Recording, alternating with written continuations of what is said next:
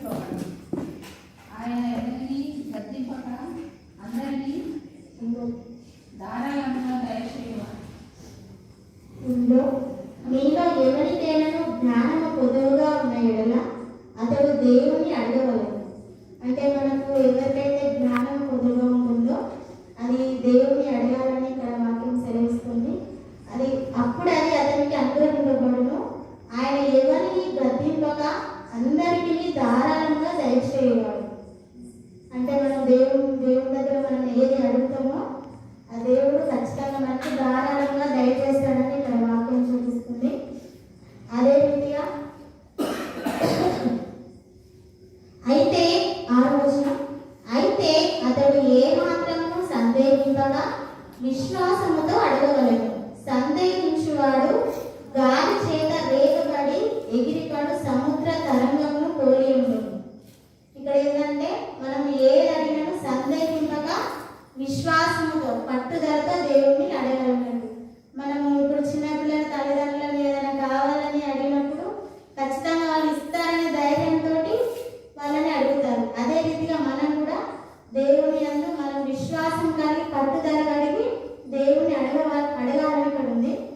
అదే రీతిగా సందేహించువాడు గాలి చేత రేపబడి ఎగిరిపడు సముద్ర తరంగమును పోలి ఉంది.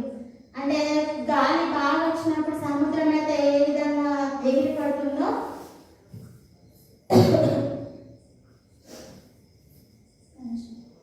ఆ విధంగా సందేహిస్తే ఆ విధంగా ఉంటుందని ఇక్కడ వాక్యం సెలవిస్తుంది. మనం కూడా సందేహింపగా విశ్వాసం కలిగి దేవుని ఏది అడిగినానో మనకు దేవుడు ధారాళంగా దేవుడు దయచేస్తాడని ఇక్కడ వాక్యం సెలవిస్తుంది. అదే రీతిగా ఇందులోనే 13వ వచనం, దేవుడు కీడు విషయమే శోధింపనేరడు, ఆయన ఎవరిని శోధింపడు కనుక ఎవడైనా శోధింపబడినప్పుడు నేను దేవుని చేత శోధింపబడుచున్నానని అనుకోలేదు. అంటే ఇక్కడ ఉదాహరణ ఏంటంటే నేనే మనం ఒక్కొక్కసారి నోరు జారుతాం, దేవుడు శోధిస్తాడు దేవుడు ఎదగడం వరకు శోధిస్తాడని. అంటే మీరు అనుకున్నారో లేదో తెలియదు, కానీ నేనైతే చిన్న ఉన్నప్పుడు ఊరికే ఒక అనుకునేదాన్ని. ఏదైనా నాకు శోధన లాగినప్పుడు ఆరోగ్యం బాగాలేనప్పుడు దేవుడు ఎదగడం కొరకే నన్ను దేవుడు శోధిస్తాను అని అనేదాన్ని. కానీ ఒక సేవకుడు చెప్పిన తర్వాత నేను అర్థం చేసుకున్నది ఏంటంటే దేవుడు మనల్ని శోధించడు, కానీ శోధనకి అనుమతిస్తాడు. ఎందుకంటే మనం దేవుడు ఎదగడం కొరకు దేవుడు శోధనకి అనుమతిస్తాడు అని ఇక్కడ వాక్యం సెలవిస్తుంది. అదే రీతిగా మన ఇందులోనే 21వ వచనం 22 మీరు వినివారు మాత్రమే ఉండి మిమ్మును మీరు మోసపుచ్చుకొనకుండా వాక్య ప్రకారము ప్రవర్తించువారనై ఉండుడి.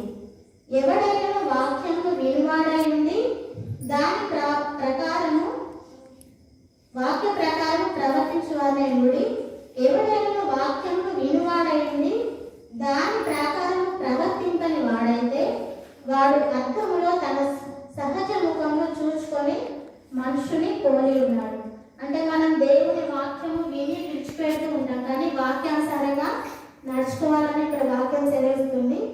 అదే వాక్యము విని విడిచిపెడితేనట ఉదాహరణ ఏంటంటే ఇక్కడ మన ముఖము మనం అద్దంలో చూసుకుంటే, ఒకవేళ మన ముఖం పైన ఏదైనా ఉన్నప్పుడు మనం అద్దంలో చూసుకున్నప్పుడు మనకు తెలిసిపోతుంది. చూసుకున్నప్పుడు అప్పుడు మనం ఏం చేసుకుంటాం, దాన్ని సరి చేసుకుంటాం, తుడుచుకుంటాం, ఎట్లా అనుకున్నాం అట్లా అనుకుంటాం. అదే రీతిగా ముఖము మన అద్దంలో చూసుకుంటే ఏ విధంగా మనకు తెలిసిపోతుందో, దేవుళ్ళు నిలిచి ఉన్నప్పుడు, దేవుని వాక్యం వింటున్నప్పుడు, దేవుని వాక్యం చదువుతున్నప్పుడు మనం చేసే తప్పు మనకు తెలిసిపోతుంది అంట. ఆ రకంగా మనం దేవుల్లో నిలిచి ఉండాలని ఇక్కడ వాక్యం సెలవిస్తుంది. వినేవారమే ఉండి విడిచిపెట్టకుండా వాక్యానుసారంగా మన జీవితాన్ని కొనసాగించాలని ఇక్కడ వాక్యం సెలవిస్తుంది. ఇక్కడ 26వ వచనం చదువుతున్నాం. ఎవడైనా నోటికి కళ్ళెము పెట్టుకొనగా తన హృదయమును మోసపరుచుకొనుచు భక్తి గల వాడనని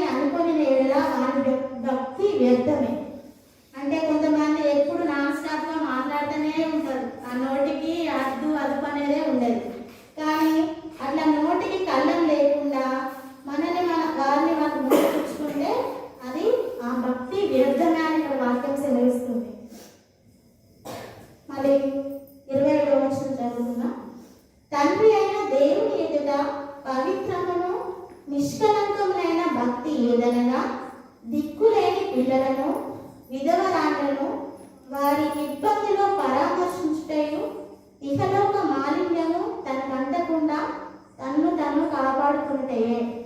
ఇక్కడ ఏమనుందంటే విధవరాండ్లను దిక్కులేని పిల్లలను పరామర్శించాలి, ఆదరించాలని ఉంది ఇక్కడ. అంటే దిక్కులేని పిల్లలు, అనాథ పిల్లలను మనం దగ్గర తీర్చుకోవాలి, వాళ్ళ అవసరతలు తీర్చాలి. ఇక్కడ ఎన్నో అనాథాశ్రమాలు కూడా ఉన్నాయి మన దగ్గరలో. వాళ్ళ దగ్గరికి వాళ్ళ తల్లిదండ్రులు లేని పిల్లలు కాబట్టి మనం వాళ్ళ దగ్గరికి వెళ్ళి వాళ్ళకి కావాల్సిన అవసరం మనకు చేతనంతగా, మనం గొప్ప అని కాదు కానీ మనకు ఎంత దేవుడు మనకు ఎంత ఇచ్చాడో దాంట్లో కొంచెం వారికి సహాయం చేయాలని. మళ్ళీ విధవరాండ్లను కూడా ఇబ్బందుల్లో పరామర్శించాలి. వాళ్ళ ఇబ్బందుల్లో ఉన్నప్పుడు కూడా వాళ్ళ దగ్గరికి వెళ్ళి వాళ్ళతో మాట్లాడడం, దేవుడు మాటలు చెప్పడం, బలపరచడం ఇలాంటివి చేయాలని ఇక్కడ వాక్యం సెలవిస్తుంది. ఇక్కడ ఇహలోక మాలిన్యము తనకంటకుండా తను కాపాడుకుంటాయి. ఇక్కడ లోకంలో ఎన్నో పాపాలు ఉన్నాయి కానీ అవి మనల్ని అంటకుండా ఉండాలంటే మనం దేవుడు నిలబడి ఉండాలి, దేవుడు వాక్యానుసారంగా నడుచుకోవాలి, దేవుడు చెప్పే ఆజ్ఞలను మనం పాటించాలి. అలా ఉన్నప్పుడు మనం ఈ ఇహలోక మాటలను మనకు అంటకుండా మనము కాపాడుకుంటాం అన్నట్టు. ఇక్కడ విధవరాండ్లను ఆదరించాలంటే నాకు ఒక ఉదాహరణ నేను నా జీవితంలో జరిగింది ఒకటి చెప్తాను. వారిని సహాయం చేయాలంటే ఇక్కడ మనవరం గారు చెప్తే ఇక్కడ మన ఇంటి దగ్గర జీవితం ఉంది కదా, అత్తమ్మ కొంచెం అనిలతో గొడవైనప్పుడు మా అమ్మలు కూడా కొంచెం గొడవైంది మాతో కూడా. అప్పుడు మా ఇంటికి వచ్చింది ఒకసారి. గొడవ అయిన తర్వాత వచ్చిన అసలు ఆమెతో మాట్లాడాలనిపించట్లేదు ఆమె చేసిన పనికి. కానీ ఒకసారి వచ్చింది, ఇంటికి వచ్చి కర్రీ వేయమనో ఏమో అన్నది. అంటే నేను అన్నా కదా ఉంది కానీ ఎప్పుడైనా వేసిచ్చేది, కానీ ఆ కోపంతో ఏమన్నా లేదు మా కూరలో వెళ్ళిపో అని చెప్పిన తర్వాత నాకు మళ్ళా హృదయంలో పరిశుద్ధాత్ముడు నాకు ఇక్కడ ప్రేరేపణిస్తాడు. మీ ఇంటికి ఎవరైనా సహాయం కావాలి అని వస్తే లేదు అని పంపించకూడదు, ఉన్న దాంట్లోనే వాళ్ళకి సహాయం చేయాలని. అంకుల్ కూడా ఒకసారి వాక్యం చెప్పినాం, అది బాగా గుర్తుంది, రెఫరెన్స్ గుర్తులేదు కానీ మన చుట్టుపక్కల వాళ్ళైనా ఎదురింటి వాళ్ళైనా ఎవరైనా మన ఇంటికి సహాయం కోరి వస్తే వాళ్ళకి లేదు అని చెప్పొద్దు, మనకున్న దాంట్లోనే వాళ్ళకి సహాయం చేయాలని. ఆ రోజు నాకు అట్లా దేవుడు ప్రేరేపణించిన వాళ్ళే మళ్ళీ ఆమె పోయినా మళ్ళీ పిలిచి ఉంది రాద్దాం అనేసి వేసి ఇచ్చిన అన్నట్టు. ఆ రకంగా మనం వారికి ఎన్నో రకాలుగా వాళ్ళకి ఇబ్బందులు ఉంటాయి, ఎన్నో ఆర్థికంగా అవసరతలు ఉంటాయి, ఎన్నో ఉంటాయి. కానీ మనకు చేతనైనంత సహాయం వారికి చేయాలని ఇక్కడ వాక్యం సెలవిస్తుంది. పరిశుద్ధాత్మ యొక్క నడిపింపు ఎట్లుంటుందంటే ఒకటి నేను ఒకటి చెప్పాలని ఆశపడుతున్నా. ఒకసారి స్త్రీల మీటింగ్ అప్పుడే నాకు బాగాలేదు, ఒంట్లో బాగాలేకపోతే అక్క రెడీ అయింది, రేపు రావాలంటే నేను రావట్లేదు అక్క నువ్వు వెళ్ళు నాకు చేతనట్లేదు అని నేను అన్నా. తర్వాత అక్క వచ్చిన తర్వాత అంకులు ఇంటికి వచ్చిండు దర్శించడానికి. వచ్చినప్పుడు నాకు ఇక నా హృదయంలో దేవుడు ప్రేరేపణిస్తా ఉన్నాడు, నువ్వు ఇంటి దగ్గర ఉండి ఏం చేస్తావు, నువ్వు చర్చికి వెళ్ళు అని నాకు పరిశుద్ధాత్మ లోపల ప్రేరేపణిస్తా ఉన్నాడు. ఇక అప్పుడు వెంటనే నేను ఇక లేచి రెడీ అయినా. అంకులు అప్పుడే వచ్చిన వాళ్ళు అంకులతో నేను కూడా కలిసి వచ్చిన. అంటే మనం దేవుల్లో ఉంటే దేవుడు మనల్ని అలా విధంగా ప్రేరేపిస్తూ మనల్ని దేవుళ్ళు నడిపిస్తాడు. ఎందుకు బట్టి దేవునికి వందనాలు. చిన్న